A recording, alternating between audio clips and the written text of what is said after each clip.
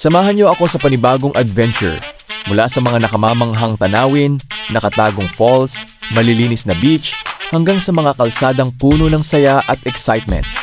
Lahat yan ay sama-sama nating tuklasin. Good morning sa inyong lahat! So ito ulit tayo muling maglalakbay upang tuklasin ang angking kagandahan ng Real Quezon. So ito at maaga pa lang ay nasa rides na tayo upang ating masulit ang ating mga pupuntahan. Siyempre maaga para kita natin ang lahat ng magagandang view, lamig ng hangin at ganda ng nature. Pero laging tatandaan na palaging mag-iingat sa biyahe. Siguraduhin kondisyon ang inyong katawan at kumpleto sa mga protective gears. Talagang napakaganda ng tanawin. Kaliwa at kanan mo ay puno ng puno at mga halaman. Dito ay masasabi mong ang sarap mabuhay. Kasama natin ulit ngayon ang Team Nomad na sila Cian Ventures, Tony Ventures, with Del Mark on the Move with Weng, at ang ating bagong kasama na sila Sir Chris at Paula. Sama-sama nating tuklasin ang ganda ng river, karagatan, mga falls at kapaligirang luntian na napapaligiran ng magagandang puno at kabundukan. At ngayon ay nandito na tayo sa ating unang destination, ang Balay Agos, na makikita sa Agos River. Ang Agos River ay isa sa mga pinakamagagandang ilog sa silangang bahagi ng Tanay. Narito ang ilan sa mga katangian nito. Malinaw at malamig ang tubig, kaya paborito ito para sa paglangoy at river tubing. Matatagpuan sa kabundukan ng Sierra Madre, kaya napapaligiran ito ng luntiang kagubatan at sariwang hangin. Napapalibutan ng malalaking puting batong apog na nagbibigay ng kakaibang tanawin.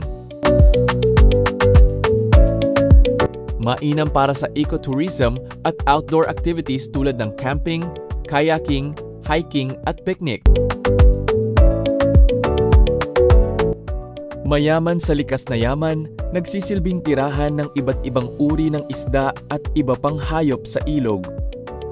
Nagmumula sa kabundukan ng Sierra Madre at umaagos hanggang sa General Nakar, kaya mahalaga ito bilang pinagkukunan ng tubig at bahagi ng lokal na ekosistema. At dahil sa taglay nitong natural na ganda at malinis na kapaligiran, ang Agos River ay isa sa mga pangunahing dinarayong destinasyon ng mga turista at nature lovers sa Tanay Rizal. May mga lugar na hindi lang nagbibigay ng magandang tanawin, kundi pati ng kapayapaan. At sa bawat biyahe, may bagong kwento na naghihintay na matuklasan. Ngayon, samahan ninyo kami sa isa na namang adventure patungo sa Camp Azul Beach Resort sa Real Quezon.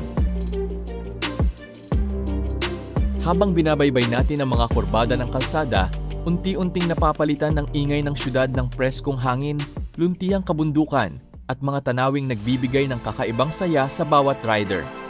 Hindi lang ang destinasyon ang mahalaga, kundi ang bawat kilometro ng paglalakbay.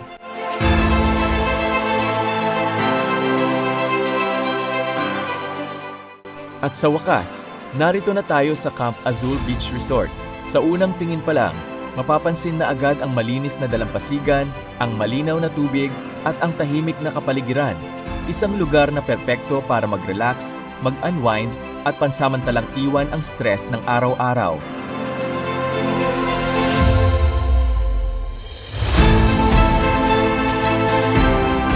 Habang naglalakad sa buhanginan at pinakikinggan ang alon ng dagat, mararamdaman mo ang simpleng kaligayahang hatid ng kalikasan.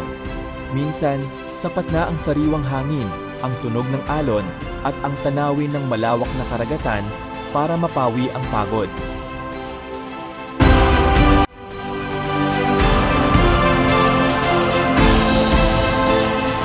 Meron silang beachfront na may direktang access sa dagat, mga cottage para sa day tour at pahingahan, mga kwarto o cottage para sa overnight stay, cafe at bar na naghahain ng pagkain at inumin, camping area para sa mga gustong mag-camp, shower at comfort room, at napakalaking parking area para sa mga bisita.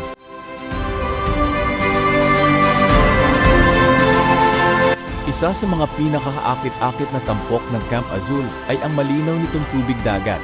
Sa bawat hampas ng alon at sariwang simoy ng hangin, mararamdaman mo ang katahimikan at kagandahan ng kalikasan.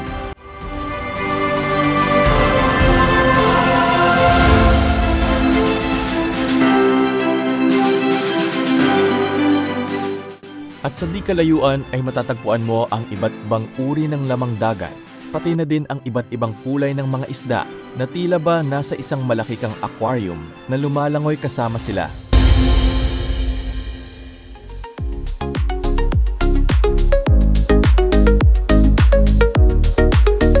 Kung naghahanap ka ng dagdag na saya sa iyong beach adventure, subukan ang Dragon Boat. Isa itong inflatable na bangka na hinihila ng bangka may motor na nagbibigay ng mabilis at kapanapanabik na biyahe sa ibabaw ng dagat. Perpekto ito para sa pamilya, magkakaibigan at mga adventure seeker na gustong maranasan ang tawanan at excitement habang nag-e-enjoy sa alon. Tara na at samahan niyo akong puntahan at silipin ang Balagbag Falls na dito rin matatagpuan sa Real Quezon.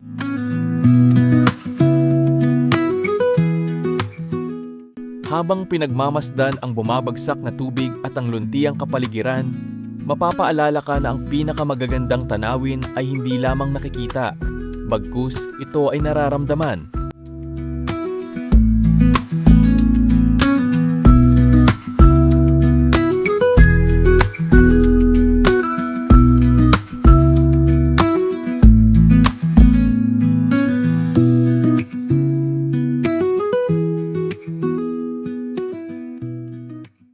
Kaya kung mapapadpad ka sa Real Quezon, huwag palampasin ang pagkakataong maranasan ang kagandahan ng Balagbag Falls, isang destinasyong tiyak na mag-iiwan ng mga alaalang hindi malilimutan.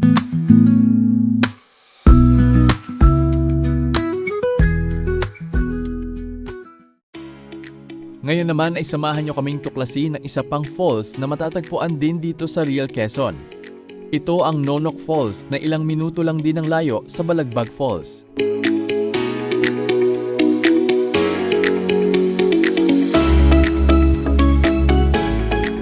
Sa bawat paglalakbay, may mga lugar na hindi pa gaanong kilala, ngunit taglay ang kagandahang kayang huminto sa takbo ng oras. Isa na rito ang Nonok Falls sa Real Quezon.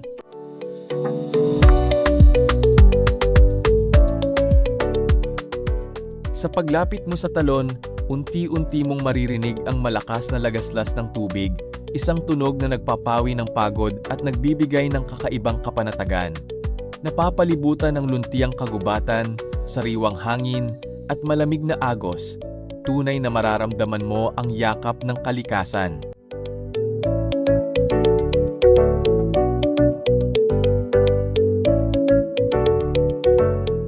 Habang pinagmamasdan ang walang humpay na pagbagsak ng tubig, mapapaalala kang ang tunay na yaman ng Pilipinas ay nasa mga likas na kagandahang tulad nito.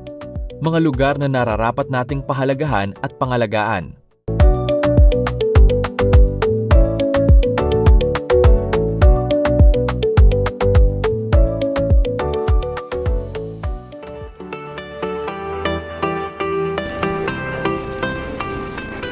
At dito nagtatapos ang isa na namang makabuluhang paglalakbay. Sana'y naibahagi namin ang ganda ng lugar at ang mga karanasang nagbibigay inspirasyon sa bawat biyahero. Huwag kalimutang alagaan ang kalikasan, igalang ang mga lokal na komunidad at laging unahin ang kaligtasan sa bawat biyahe. Laki ng palete ito, oh. Kung inyong nagustuhan ang video na ito, maaaring mag-subscribe, i-like at pindutin ang bell para maging updated pa sa mga susunod na videos. Maraming salamat!